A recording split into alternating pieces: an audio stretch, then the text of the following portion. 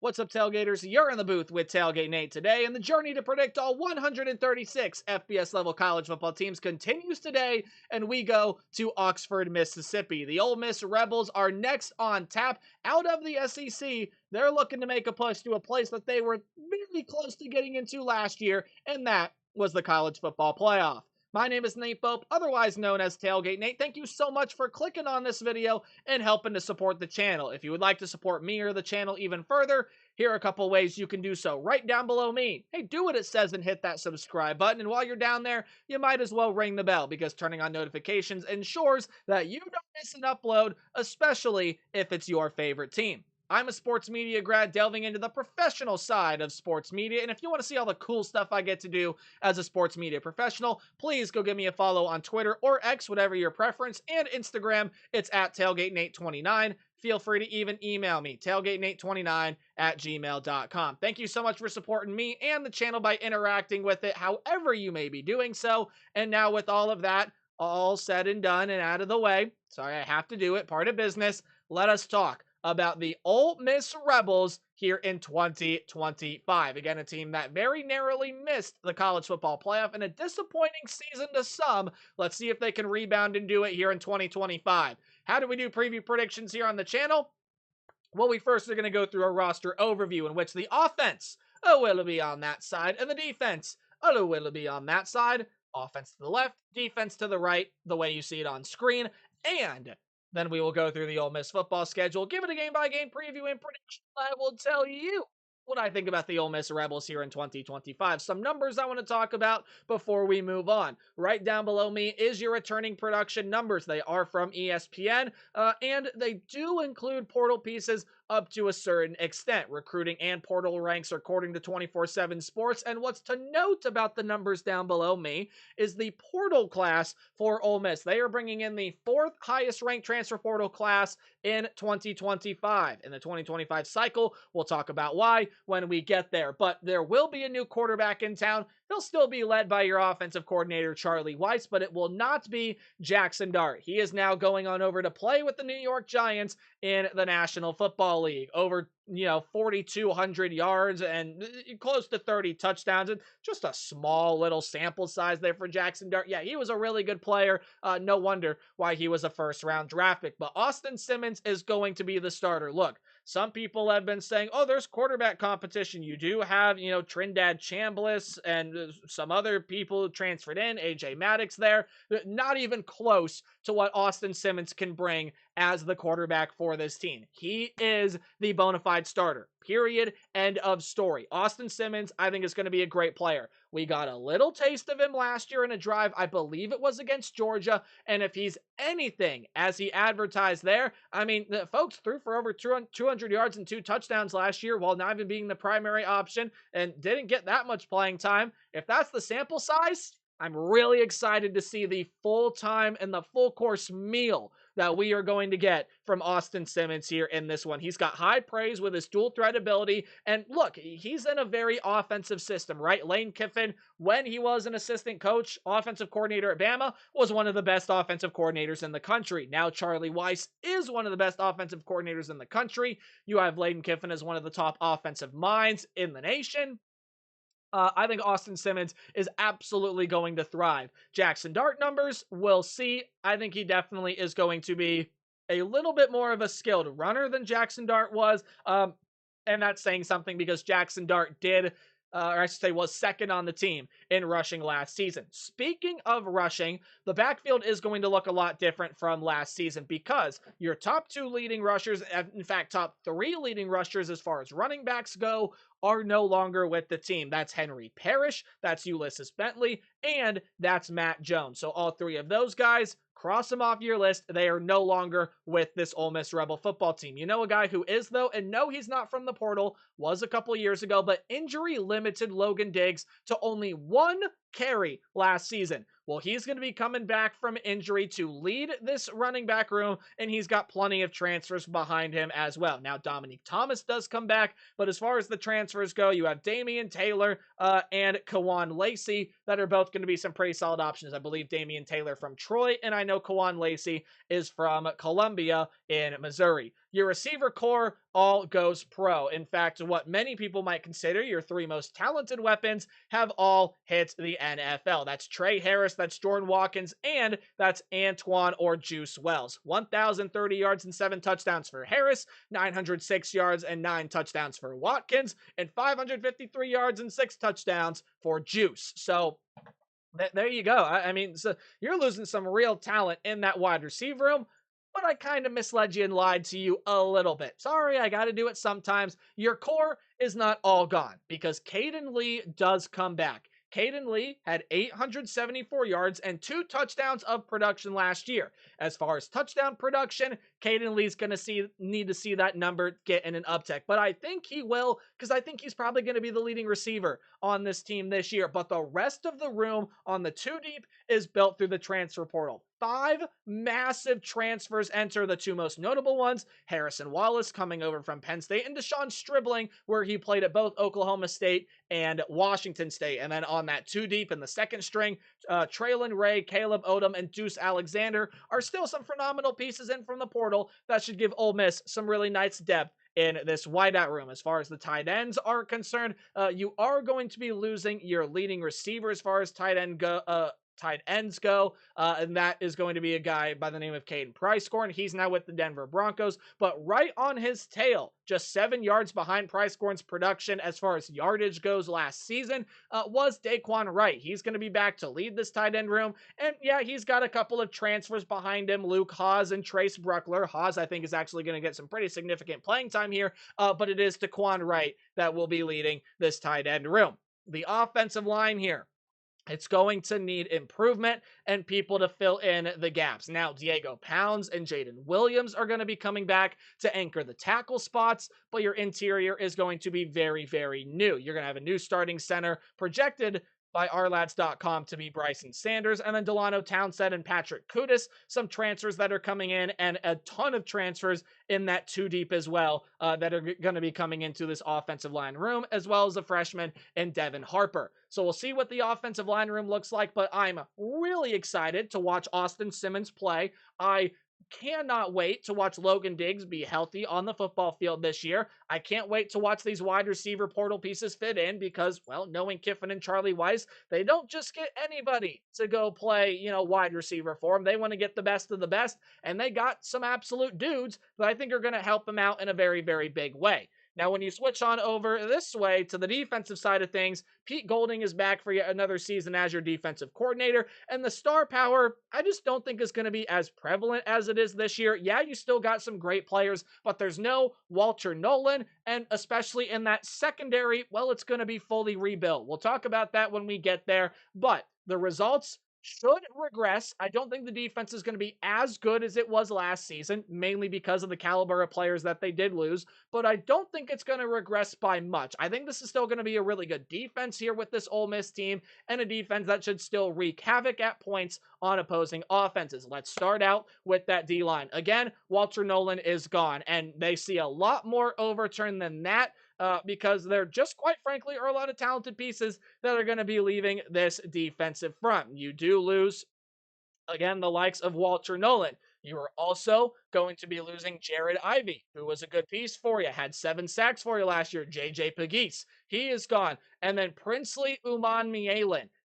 10.5 sacks for you last season. Yeah, that loses as well. So a lot of sack production, a lot of star power, a lot of guys that are now playing at the next level. Well, you are going to be getting Xavier Harris that comes back in here. Harris did have a sack and a half, 31 tackles last year, put together a solid season with some other returners on the interior, but on the outside, marking your edge rushers, are going to be some notable transfers. Deshaun Womack is in, and then Prince Will Uman Mielen over from Nebraska will fill the role of his brother Prince Will. So that's, I think, something to get very excited about. You still have another Uman Mielen that I think is going to wreak havoc.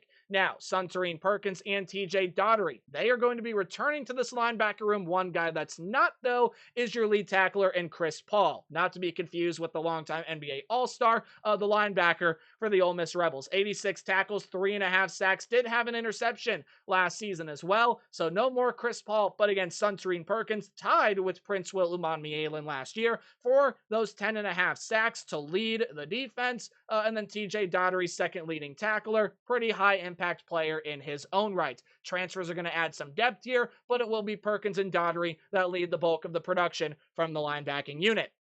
Your top 5 secondary tacklers either all go pro or they all transfer out. They run like this in order, finishing in tacklers. Trey Washington, he is off with the Colts. Trey Amos, he has gone over to the Washington Commanders, tied for the team lead in picks and led the team in passes defended with 13 of them last season. That is a massive loss. You're also going to be losing John Saunders. He is off to the NFL as well. Jadon Kennedy, he is gone. And then last but not least is Lewis Moore. All of those guys leave this secondary. Now, Jalen Braxton and others are going to transfer in, but this is an entirely rebuilt defensive backfield. It's an entirely rebuilt secondary. Again, Jalen Braxton, to me, probably the most notable of that, but Ricky Fletcher is going to play opposite side of him at the cornerback position. Sage Ryan's in at free safety, and then you have some other transfers coming in there to either play corner or safety or nickel or whatever have you. It's just going to be a rebuilt secondary from the starting perspective. Now, depth-wise,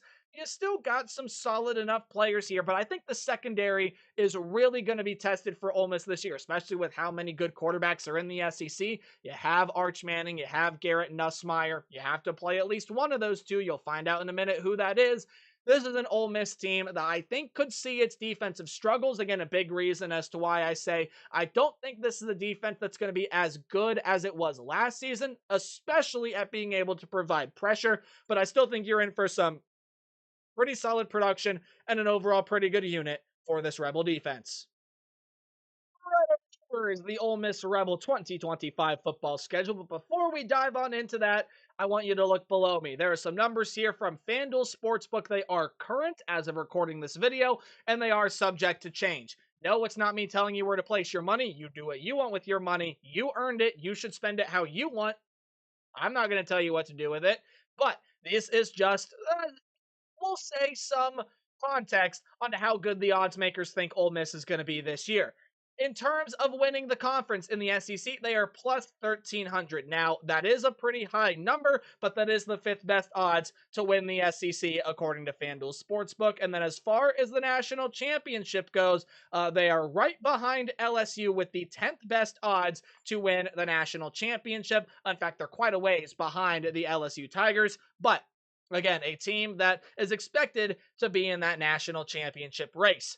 All right, let's go ahead and go through this schedule here. And I think the first couple of games are probably fairly easy to predict here for this team. So when you're talking about Georgia State, I don't really expect them to compete with Ole Miss. Yeah, that's going to be a win for Mississippi. Now you have to go on the road really early in the season and play the Kentucky Wildcats. I've long said that I don't think Kentucky is going to be that great of a team this season. They did bring in one of the best transfer portal classes, Zach Calzada at the quarterback position. Man, remember that name? Yep, he's back. He's now at Kentucky. Dante Dowdell, over from Nebraska, formerly of Oregon, is over there with the Kentucky Wildcats. You do get Kendrick Law, who is a wide receiver at Bama, to come into that room. Some really good rebuilt pieces on the offensive line. The defensive front bolts up through the transfer portal, and the 2 deep gets deeper in the front 7 with the portal. I still think it's going to be a little bit of a struggle with Kentucky this year. Zach Calzada has not really shown me that much of an impressive stuff compared to some of the other quarterbacks. And I just think Ole Miss is overall more talented, and I think their offense is going to wreak havoc there in Lexington. So give me Ole Miss to be able to beat Kentucky, and I think they're going to beat Arkansas as well. Yes, Taylon Green is a very dynamic quarterback. We'll see what he can do with the Hogs this year, as a lot of pressure is going to be put on Sam Pittman in Fayetteville, but I just don't think Arkansas is going to be able to get this one done on the road. Ole Miss is going to be able to win that one, and they start off the season 3-0. I do think they start off the season 4-0 because I do think they beat Tulane, but let's go through this exercise because the Green Wave, I still believe, are going to be one of the better teams in the group of 5 ranks this season. It was close last year. They were still one of the top teams in the American, lost some non conference games, but Hayden Zamanza is coming in at quarterback. He was a kid from Ball State that initially I didn't like that much, but now after seeing him play and ball out on the field, I think Caden Samanza is a very nice portal addition there for the likes of Tulane. Now you're losing a lot of great offensive weapons, especially Makai Hughes in the running back room. You still got some nice pieces there, but you're trying to rebuild the offensive line. Defensively, you're trying to fill in some pieces as well. I don't think Tulane is going to be as rawly talented as they have been the past couple of seasons. I think they did pretty well for themselves in the portal. I think they can give a battle with Ole Miss a time or two here. They are coached really well by John Sumrall, but I do believe overall that Ole Miss will be a little bit too much and they'll be able to get that win. Now, you do have a home game here against the LSU Tigers.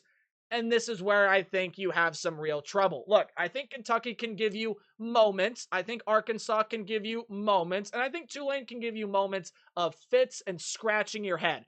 I think LSU is going to give you 60 minutes of how the heck do we stop this? Garrett Nussmeier's coming back at quarterback. He's got Caden Durham behind him, a guy that I think is going to absolutely explode for the LSU Tigers this upcoming season as a sophomore running back. You get Aaron Anderson back, and Nick Anderson and Barry Brown are transferring in to this program to really give a nice boost to that wide receiver room. And the LSU defense gets Harold Perkins back. As long as he's healthy, he's one of the best defensive players in the entire country. Some good portal pieces come in there. I just don't think Ole Miss is going to get this one. It was an absolute classic in Death Valley last season. I hope we're in for another one of those. But I think LSU is a little bit more talented. I think they're a better football team, and I think they're going to beat the Ole Miss Rebels on the road. So that will be their first loss of the season for the Ole Miss Rebels. Yes, I said first. There is at least one more coming. But before that, I think they're going to end up beating Washington State. Losing a ton, man. Some wide receiver pieces, most notably that quarterback John Mateer and coordinator Ben Arbuckle, who I think is going to do really good things at Oklahoma. I just don't see Washington State being as talented as they were last season, losing their freshman running back that led them last year. And for all those reasons, as well as some good defensive ones, I think Ole Miss is just going to overpower Washington State at home. Well, I said more losses were going to come, and I think they're going to come rather quickly. Now, I do think you'll lose this game to Georgia. Georgia is going to be looking for revenge from last season, again, after what Ole Miss did to them last year, just completely shutting them down. I don't think the Ole Miss Rebel defense is going to do that to Georgia again.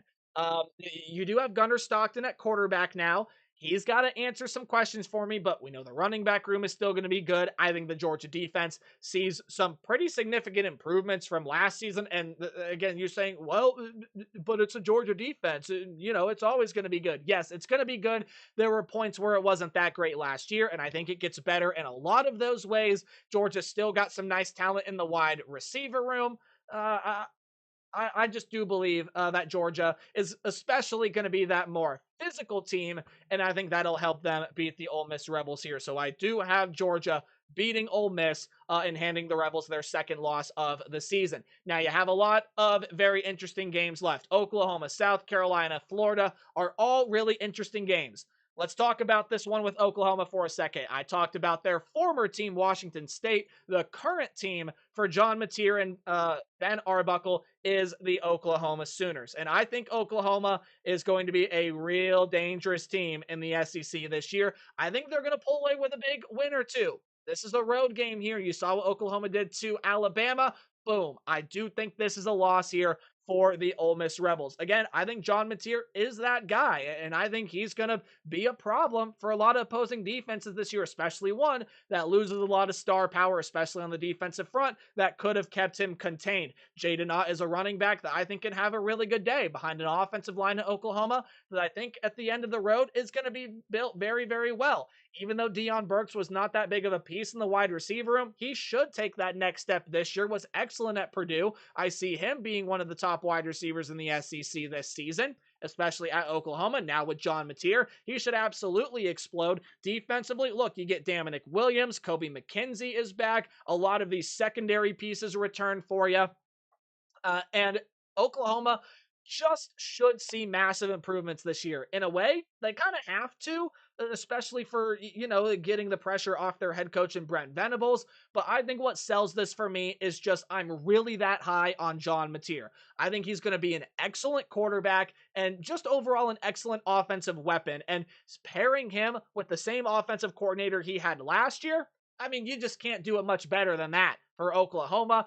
I think Ole Miss loses their second straight road game. And again, a tough 2-game road trip for the Ole Miss Rebels. That could very well put them out of college football playoff contention. But if the season is crazy, you still have some more chance for some marquee wins. You have this one here against South Carolina that I do think you finally bounce back and win. I think coming back and playing at home will be nice after that 2-game road trip. And I think Ole Miss can match up well with South Carolina. Offensively, I think South Carolina is going to be very dynamic. Nick Harbor poised for a breakout season with Lenora Sellers at quarterback, and you have some good running back pieces in there as well. As when you look at the defense, though, I do think that Austin Simmons and this new wide receiver core, at the very least, they probably will have done so already by LSU, by Georgia, by Oklahoma. But I think they're going to form some good chemistry. They're going to be able to beat this SC defense, and Ole Miss picks up a win against the Gamecocks. They're going to beat the Citadel. No trouble there. Don't have to explain that one. And I do think they are going to beat Florida, even though I think Florida is going to be really talented this year with DJ Lagway, Jaden Baugh.